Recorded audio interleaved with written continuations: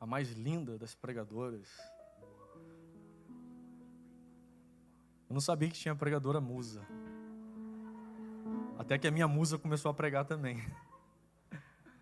Você pode aplaudir o Senhor pela vida da Karen? Glória a Deus. Pastora Karen, você pode levantar suas mãos para cá, que eu quero orar pela vida da minha esposa. Pai, em nome de Jesus, eu quero nesse momento te agradecer, Senhor, pela vida da minha esposa, porque muito mais do que o sermão que ela preparou para essa noite, é a vida dela que tem sido um exemplo para mim, para os nossos filhos e para todos aqueles que nos conhecem.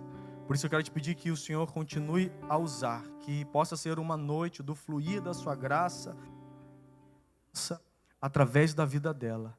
Que nada, Senhor, e ninguém possa impedir aquilo que o Senhor reservou para essa noite. Toma a vida dela, toma o controle de tudo que há de acontecer, a fim de que corações possam ser ministrados para viverem tudo o que o Senhor já tem reservado para cada um de nós. Assim eu oro em nome de Jesus. Amém. Amém.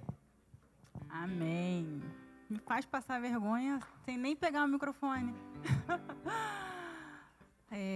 A nossa igreja, ela entrou esse mês na jornada profética da família. E eu confesso que isso alegra muito meu coração, porque a família ela tem sido, nos últimos tempos, uma das instituições mais atacadas. E nós, como cristãos, a gente precisa ter a consciência, a gente precisa ter a clareza que a família ela é capaz de mudar uma sociedade. A família ela é capaz, ela tem o poder de transformar uma geração.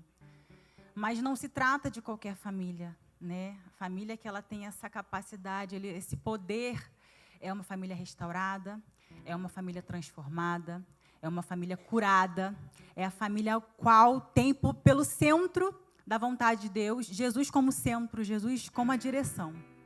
E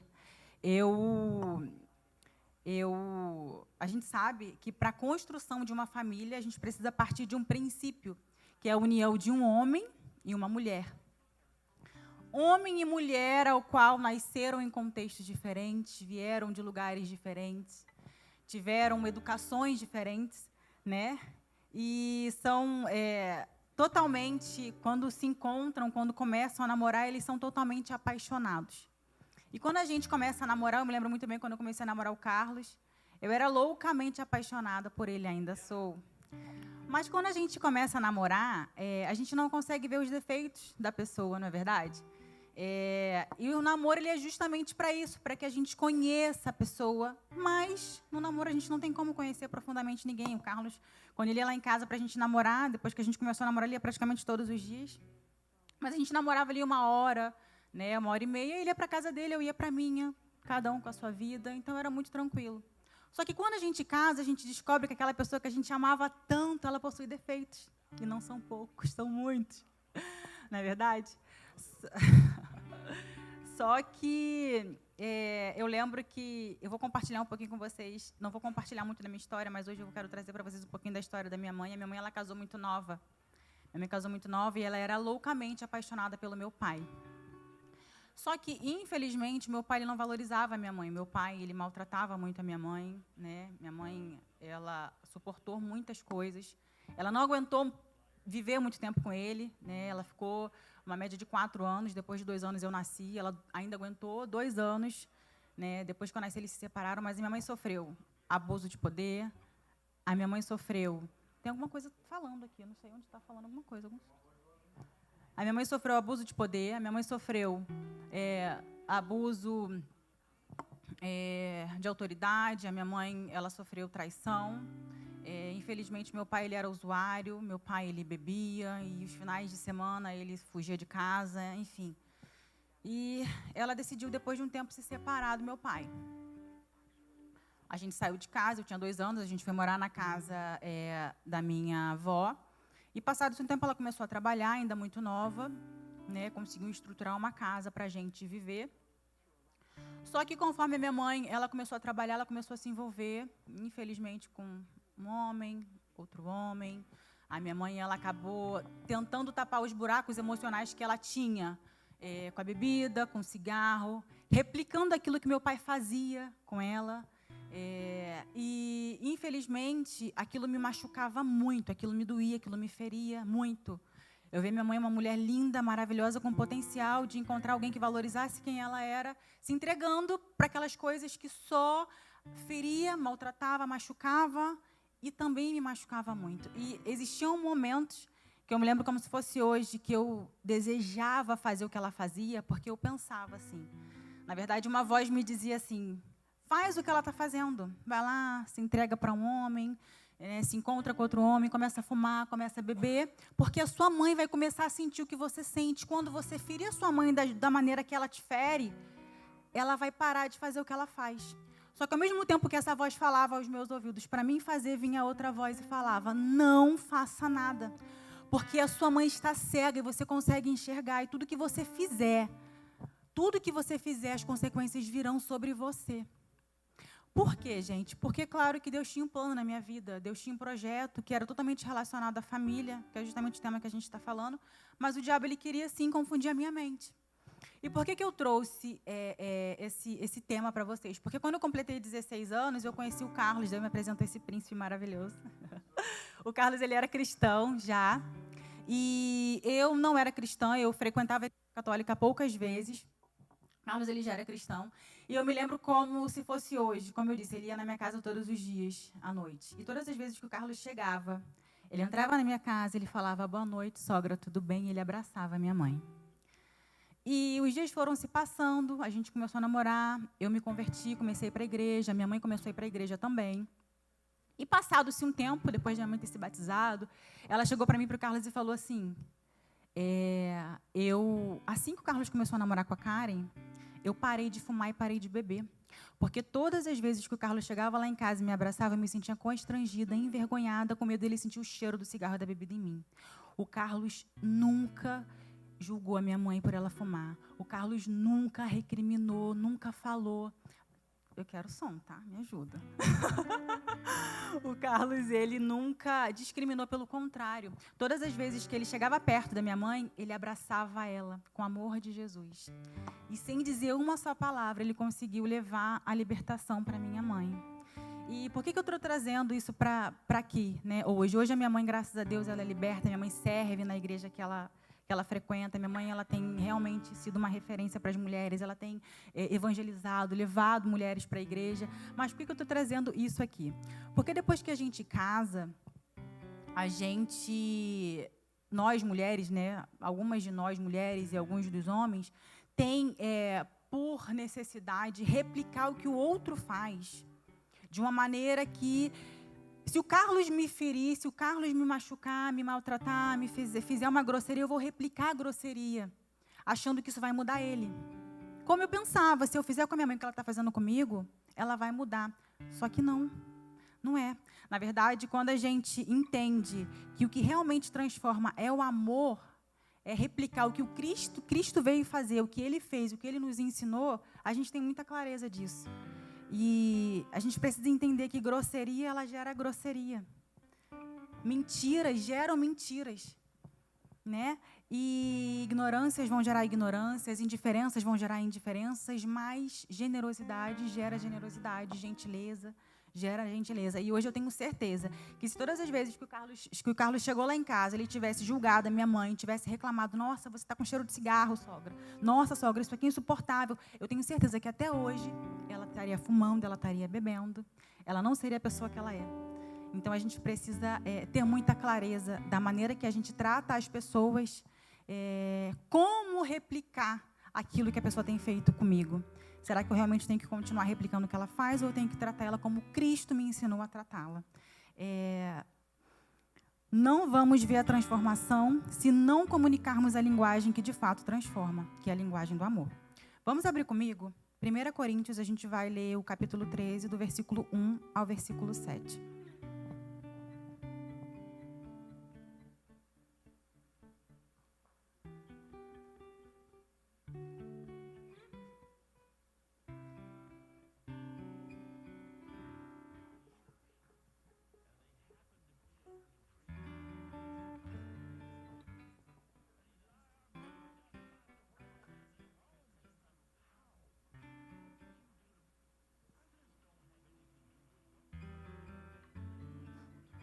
Todos encontraram?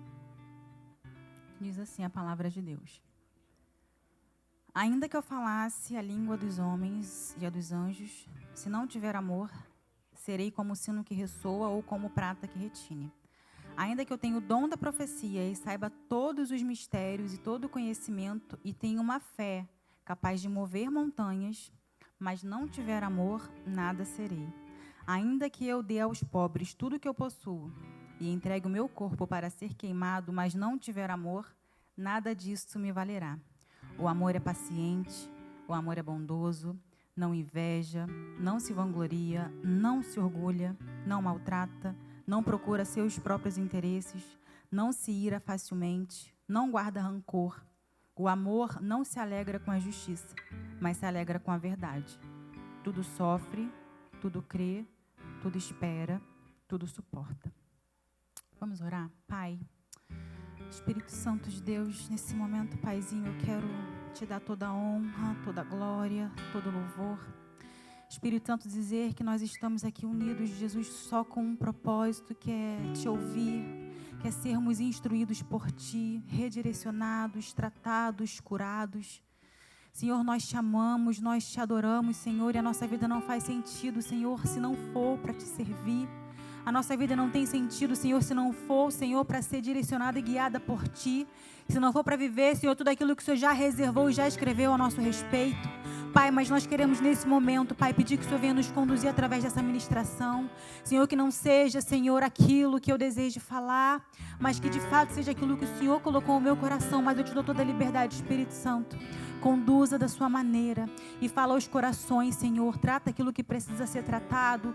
Jesus, cura aquilo que precisa ser curado. Senhor, coloca cada coisa no seu lugar. Senhor, que o Senhor possa vir, Senhor, com as mãos, Senhor, que o Senhor tenha mão de poder, Senhor, e restaurar os lares, Senhor, restaurar os casamentos. Senhor, em nome de Jesus, eu te peço que através dessa palavra as pessoas possam voltar a ter um encontro contigo e a cumprir, Senhor, o maior dos ensinamentos, Senhor, que é amar.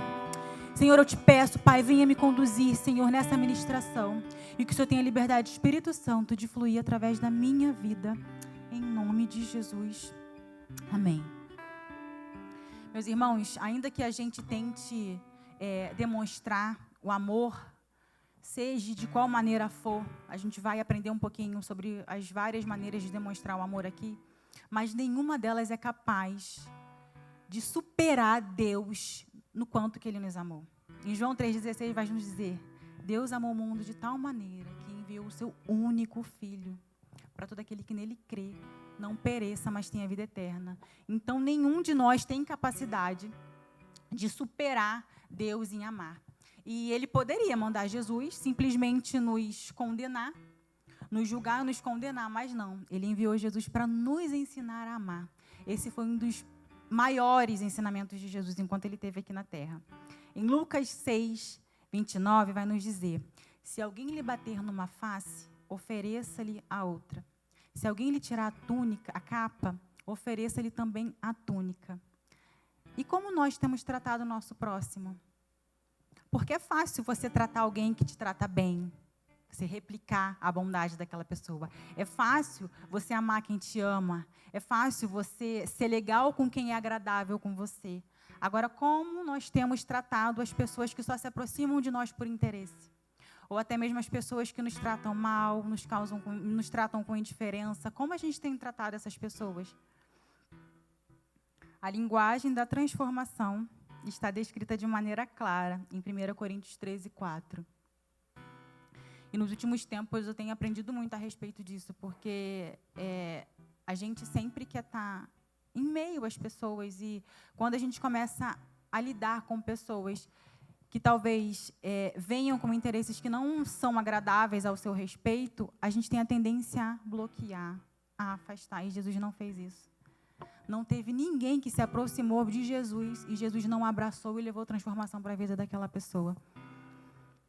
A gente tem a maneira mais clara de entender o que é realmente o amor. A linguagem da transformação, 1 Coríntios 13, 4, diz: o amor é paciente, é bondoso, não inveja, não se vangloria, não se orgulha, não maltrata, não procura seus interesses, não se ira facilmente, não guarda rancor. O amor não se alegra com a injustiça, mas se alegra com a verdade. tudo sofre, tudo crê, tudo espera, tudo suporta. Jesus, sendo Deus, ele veio em forma de homem. E ele provou que nós somos capazes, sim, de amar a todas as pessoas. Jesus executou todas as formas de amar. Isso está descrito aqui. Ele foi paciente. Jesus foi bondoso com todos. Jesus não invejou. Jesus não se vangloriou.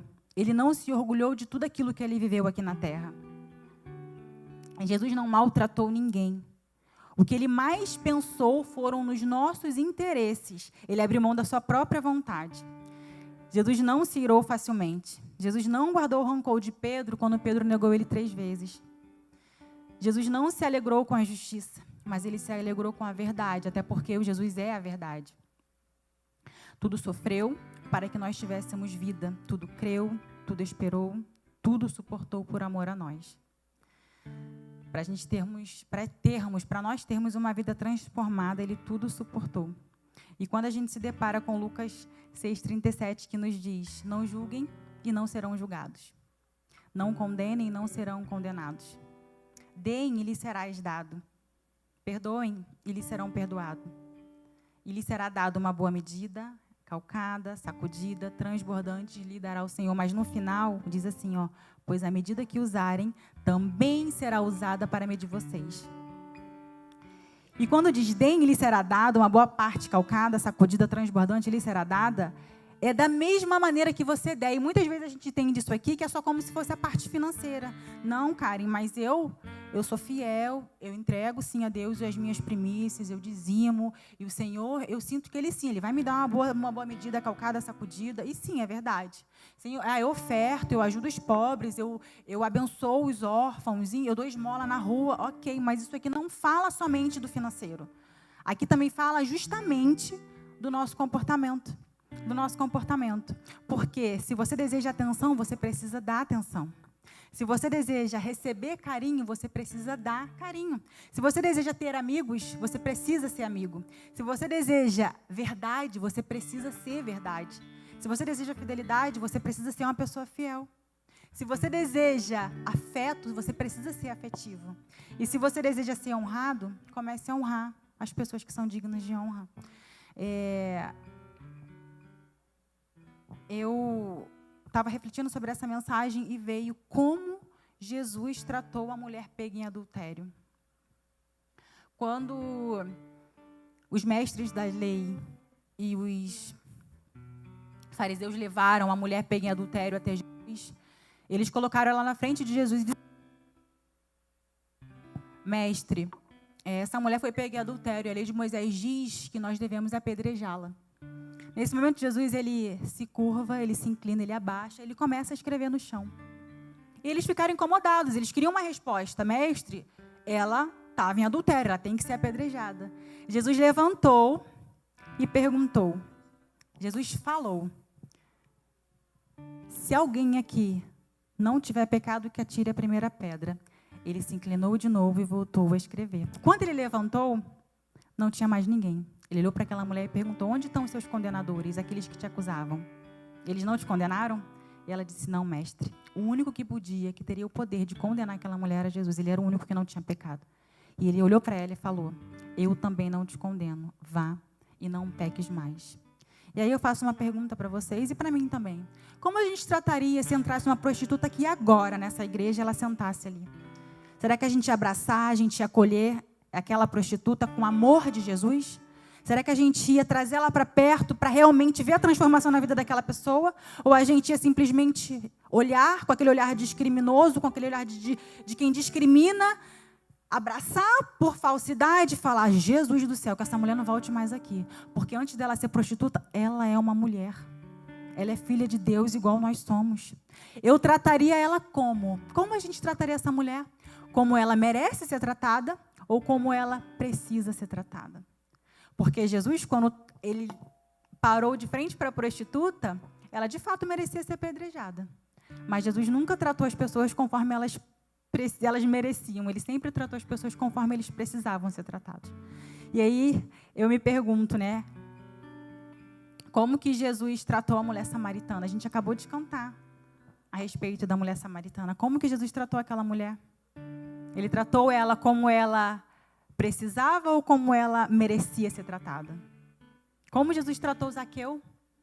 Como Jesus tratou Zaqueu, o chefe dos publicanos? Jesus foi para a casa de Zaqueu, Jesus entrou, sentou, comeu com ele. Como a gente tem tratado as pessoas que são totalmente diferentes? É claro que existem lugares que não compete a nós cristãos estarmos. Só que se eu sou uma cristã, que eu sou madura o suficiente para entender que eu posso estar lá sem me contaminar, mas contagiando aquele lugar com a presença de Deus, eu preciso estar lá, porque talvez lá naquele lugar tenha um Zaqueu. A mulher samaritana, ela foi uma das maiores evangelistas, ela levou o evangelho para os samaritanos.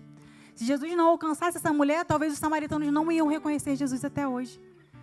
Então a gente precisa abaixar a guarda, a gente precisa não olhar com julgamento e não tratar as pessoas da maneira que elas merecem ser tratadas. A gente precisa tratar que as pessoas, de fato, precisam ser tratadas. A mudança que eu desejo no próximo começa em mim. A linguagem da transformação é o amor. E aí você vai me perguntar, cara, e onde eu me abasteço? Onde eu encontro força para enfrentar? Porque é muito fácil você falar para mim tratar alguém bem, quando a pessoa me trata bem, como eu falei aqui no início. Agora, onde eu encontro força para tratar alguém que me maltrata, alguém que não me valoriza, alguém que só se aproxima de mim por interesse, alguém que de fato não me ama, como eu faço para tratar essa pessoa bem? A gente precisa buscar na fonte. Eu não consigo mudar ninguém, mas o Jesus que habita em mim, através do amor que eu tenho, através dele eu consigo levar a transformação para a vida daquela pessoa. Então eu preciso buscar na fonte, eu preciso me relacionar com Cristo, eu preciso entender como Ele faria em cada situação. E a palavra de Deus vai nos dizer que nós somos como árvores plantadas à beira de águas correntes e nós vamos dar frutos no tempo certo. E tudo aquilo que a gente fizer vai prosperar. Por quê? Porque nós estamos enraizados nele. Ele é a fonte de todas as coisas. Sozinha eu não consigo, eu não teria capacidade, de fato, de transformar a vida da minha mãe. E se o Carlos fosse um homem que viesse recriminar, discriminar, jogar na cara dela tudo aquilo que ela fazia, que não foi pouca coisa, eu não compartilhei nada do que eu vivi, ela não seria a mulher que ela é hoje. Então, a gente precisa de fato crer. Mas não só crer, porque a palavra me diz ali que se eu tiver fé, a fé que move uma montanha, mas eu não tiver amor, nada serei. Então não é somente crer. Eu preciso amar sem restrição, amar sem reservas. E eu creio em nome de Jesus, que você vai ver a transformação. Você vai ver a transformação do seu cônjuge, você vai ver a transformação, talvez, dos seus filhos, você vai ver a transformação, talvez, dos seus pais, de um amigo que você já tem orado por ele. Você vai ver a transformação na vida dele, mas não pelo que você falar. Não retribuindo a ele o que ele merece, mas é pelo seu comportamento, tratando ele da maneira que ele precisa ser tratado, com o amor de Jesus. Amém? Eu vou pedir para você ficar de pé.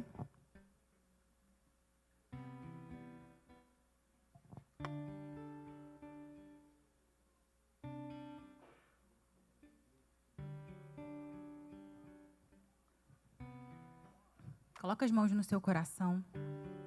Feche os seus olhos. Pai amado, Senhor, nesse momento, Pai, aqui em Tua presença, Deus, nós queremos render louvores, graças. Senhor, nós queremos dizer que nós te amamos, Jesus, e a nossa vida não faz sentido. Senhor, de verdade, a nossa vida não faz sentido se não for para Te servir. For, Senhor, para abrir a porta do nosso coração para o Senhor colocar cada coisa no seu lugar. Senhor, para o Senhor tratar aquilo que precisa ser tratado. Para o Senhor colocar, Senhor, tudo aquilo que precisa ser colocado no devido lugar.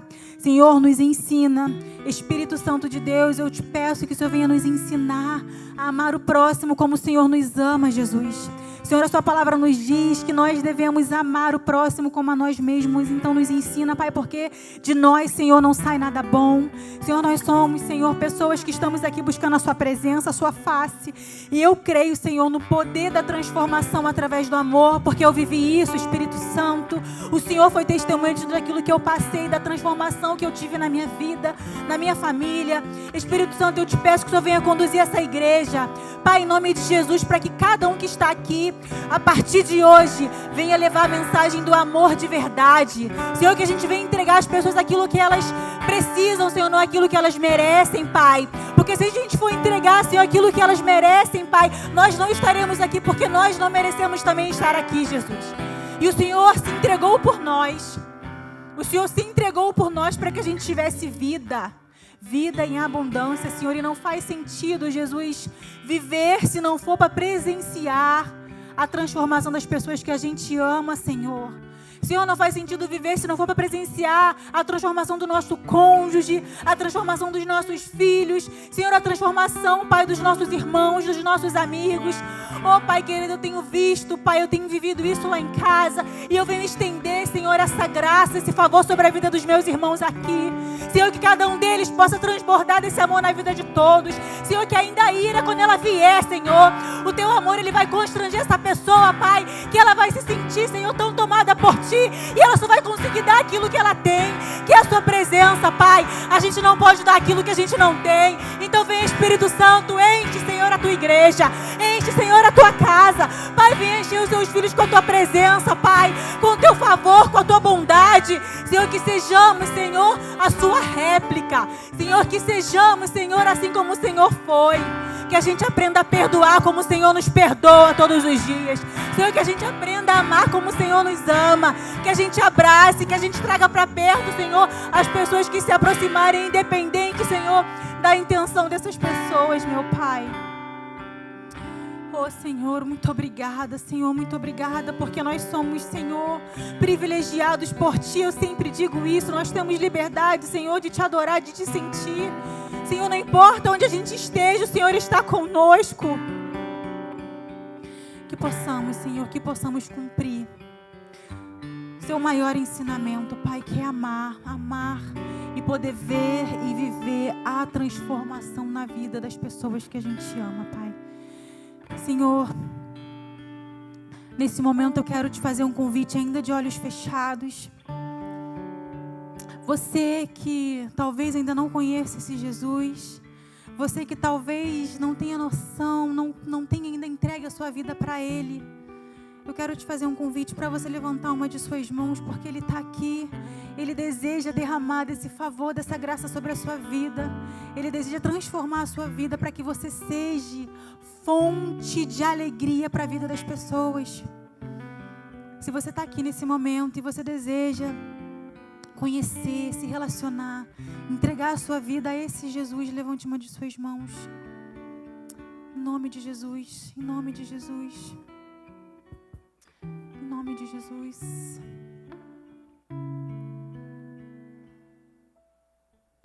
Eu quero fazer um outro convite também. Se talvez você tenha se afastado, você já conhece, você já tenha se relacionado com esse paizinho, com esse Deus maravilhoso, e talvez você tenha se desviado, você tenha buscado lá fora aquilo que você não encontrou, e talvez você tenha sentido dentro de você um vazio que você não consegue preencher com as coisas que o mundo te dá. E eu queria te fazer um convite para você levantar uma de suas mãos, ainda de olhos fechados, para você se reconciliar, para você se reconectar a essa fonte, e nele você sim conseguir alcançar tudo aquilo que Ele tem reservado para a sua vida. Amém, amém, amém, Senhor.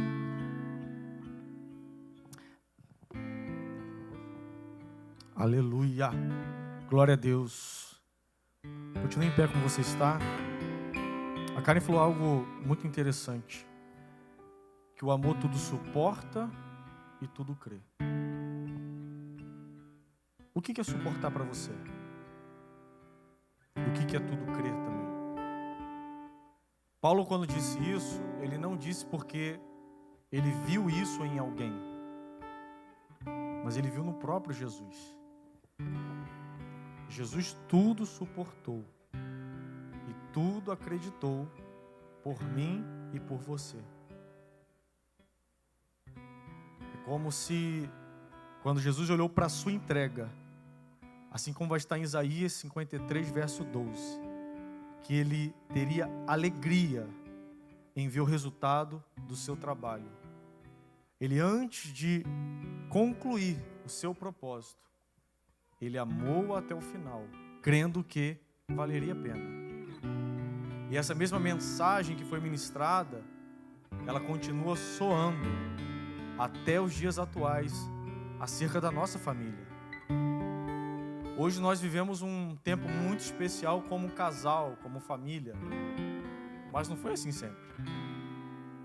Tivemos os nossos turbilhões, tivemos os nossos problemas, tivemos as nossas conversas se nos divorciamos ou não, vamos dar continuidade com isso ou não, será que realmente devemos caminhar juntos ou não?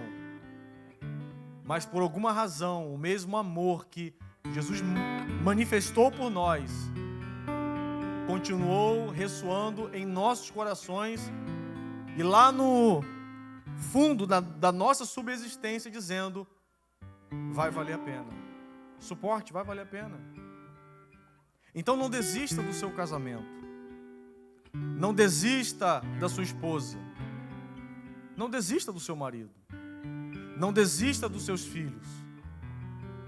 Porque você imagina que se Deus fizesse tudo que você está pedindo para que Ele faça na sua vida e hoje você não pudesse compartilhar de todas essas maravilhas com a pessoa que sempre esteve ao seu lado, independente dos momentos e das circunstâncias. Será que de fato você seria realizado em viver isso, em receber isso da parte de Deus? Porque o verdadeiro avivamento, ele não vai começar aqui na igreja. Ele vai começar na sua casa. Ele vai começar no seu casamento. Ele vai começar a partir da transformação que Deus vai fazer no seu lar. Quem sabe hoje você tem só uma casa. Você vai sair daqui e vai para a sua casa. Casa é o lugar que a gente mora, que a gente dorme, que a gente faz as nossas necessidades. Mas o lar é um lugar que a gente tem prazer de estar. Eu quero declarar pelo poder do nome de Jesus que por causa desse mesmo amor, que tudo suportou, que tudo creu, a sua casa vai se transformar em um lar, em nome de Jesus. Quando Paulo e Silas estavam na prisão e o cárcere veio abaixo, o cárcere estremeceu e as grades se abriram. Quando o soldado que estava ali, que era o responsável, o centurião da guarda, e ele viu que os presos estavam soltos, ele pensou em se matar, porque provavelmente a sentença contra a vida dele seria a morte, porque ele era o responsável. Mas Paulo disse: não faça isso, porque todos nós estamos aqui. Até porque Paulo não era um bandido, não era um fugitivo, foi preso injustamente. Aí ele pergunta, o soldado: o que devo então fazer para ser salvo? Aí Paulo vai dizer: crer no Senhor Jesus, que você e a sua casa serão salvos. Sabe o que eu entendo com isso? Não precisa de muitos. Não precisa de muitos, Dani. Só de um. Se você crê no que foi ministrado essa noite, que o amor tudo suporta, o amor tudo crê, se você crê nessa verdade, por causa da sua fé, Deus vai fazer uma grande obra na sua casa. Você crê nisso em nome de Jesus? Queria convidar todos a virem aqui na frente. Vamos orar pela nossa família nesse momento. Quero aproveitar que estou aqui na frente também com a minha esposa. Vamos levantar isso. Pode vir sem medo, sem receio. A gente tomou banho antes de vir para a igreja. Venha, sai do seu lugar.